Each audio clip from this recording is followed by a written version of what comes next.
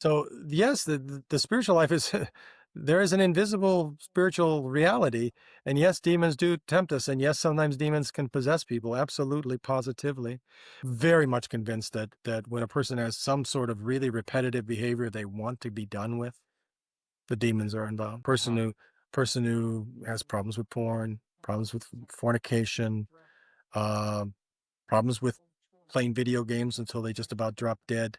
Um, all that stuff. The demons are trying to get you to waste your life away with those things. So yeah, they're they're it's a demonic thing. There's no doubt Uh-huh. about it. Is that a good way to think about the passions then you think as a sort of like exterior attacks of coming at the soul in some way? Uh yes and no. Mhm. Yes, there are exterior attacks. I mean, I can tell you, I can say, we get a relationship and I say, hey man, that person's really been doing you wrong. I think you should go write a bad review about their restaurant, right?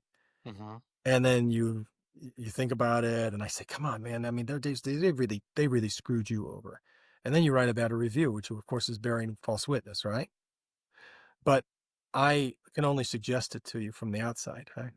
Right. But then you took it into the inside, Mhm. right? Every passion, every provocation to sin starts in a thought, right? Whether Correct. it's a discrete thought or just a inclination or whatever, there's a thought, right? Now, when the mind becomes aware, that's the nous, the soul becomes aware of the thought, then it is either attracted or not attracted to it in some way, maybe just for curiosity's sake or maybe because it's attractive. Now, when you start to engage with the thought, then it's like Eve. What did the serpent do? Serpent says, you should eat of this tree, and what did Eve say? She started talking to the serpent. She should have just walked away, Mm. Right. right? But she started talking to the serpent. No, God says we're not eating any tree, but not this one, right? And then he says, well, you'll have the knowledge of you'll have wisdom. I don't remember what the exact words were, right? And then she starts to listen, and that's a good idea, right?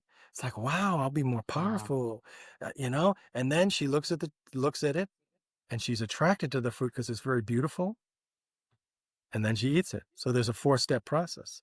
The uh-huh. thought comes in, and it can be repelled. Sometimes it's repelled without you even thinking about it, right? Without you even becoming aware of it, right?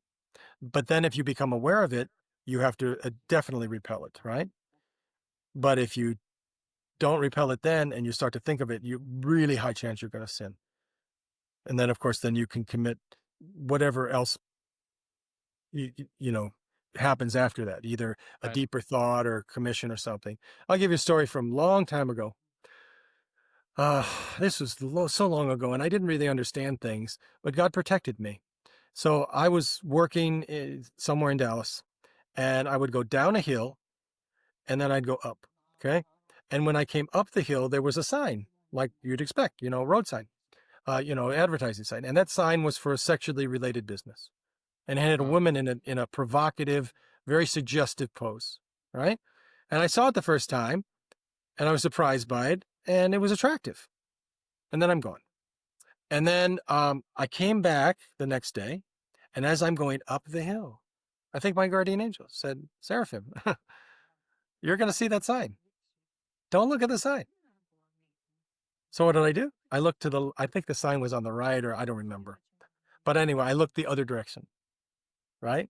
So I didn't see the sign. Once I was past the sign, I couldn't look at it if I tried, right? Mm. But if I'd look at the sign, that's attractive, even though I Yeah. have no desire to have anyone but my wife. But it's attractive, and there's something unclean about it. And then Sure. you have an unclean image in your head, and then it just sort of sits there like a worm in you, right? Well, if I don't see it, I don't get tempted by it. So I basically saw it one time, and the rest of the times I looked away, Mm. right? So you have Yeah. to protect yourself against these things. Yeah, so it starts like and I'm noticing it now more and more and more now. That it always starts like as like a little whisper, a little, and then little by little it starts to grow, and Mhm. before you know it, you're doing something you wish you hadn't done. Exactly. Exactly. So, God help you. You have to have, what's the word for it? Watchfulness, right? Hmm. You have to have Hmm. watchfulness, right? Nepsis is said Uh-huh. in the fathers that, you have to have watchfulness. and you have to be aware everything could happen. That's if you have watchfulness, you're saved from sexual sin because you're saying, I have this predilection to sexual sin. I'm going to ask God to help me that morning. And now, if something happens, it's not surprising me. Can Right. you ambush a soldier that is waiting for an ambush? Right.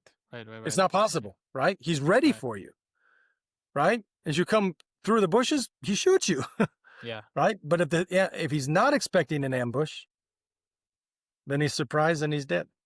Right. So we have to have Right. Right. watchfulness. Everything's so important to be so watchful, right? And that's why I tell people always read the Gospels, read the Psalter.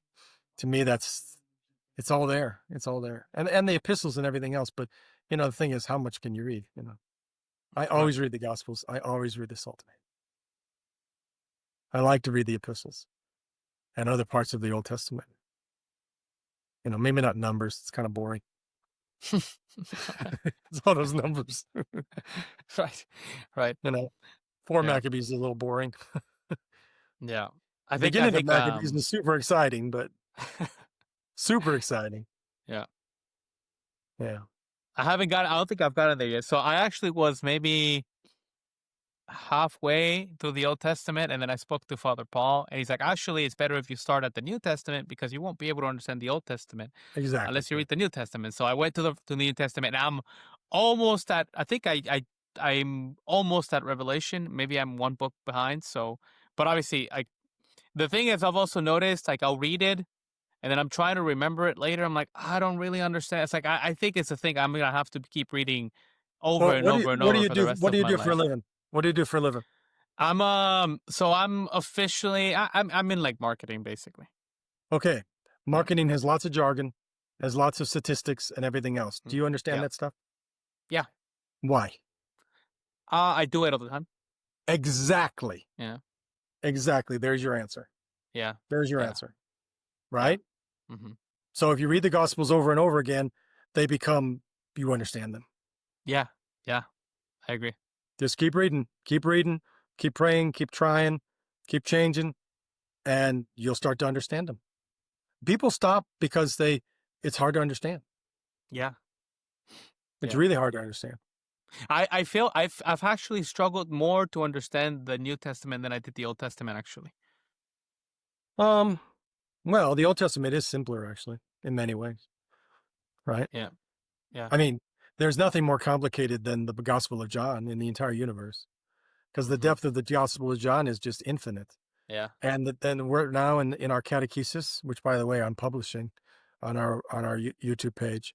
And we're going through the Sermon on the Mount.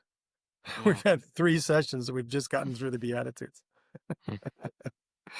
I got lots of chapters to go, right? We got all of 5, all of 6, all of 7, right? But Yeah. that's very complicated stuff. It's easy, you know, to understand in terms of what the words mean, right? But the depth of the meaning of those thoughts is just insane, just Mhm. incredible. Mhm. And you read it over and over again, it becomes part of you. Well, you got to Yeah. do it as well as read it, right? Correct.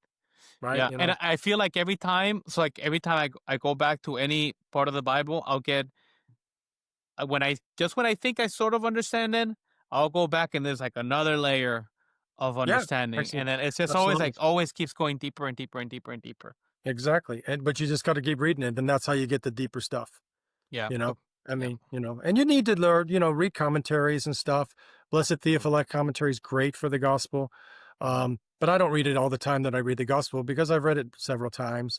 Mhm. And sometimes I pull it out for reference and stuff. But you have to read, understand syntax and what things mean. Like, if we just had the parable about the vineyard, right? And he built a vineyard and the house, the man built a vineyard, that's God, and he hedged a wall about it. You have to understand what the wall is. In the context of the Jews, it's the law, and in the context of Christianity, it's the church, et cetera, et cetera. And the Mm. wine press is an indication of the Holy Eucharist for us, right? All these things. So you understand what these things all mean. You have a little almost like a dictionary of what these things mean, right? Just like Mhm. you in marketing know these terms, right? Yeah. Yeah. Right? And Yeah. so you don't have to explain these geeky marketing terms to somebody because they know it too, right? And you know it, Right. and so you can get the business. Well, Right.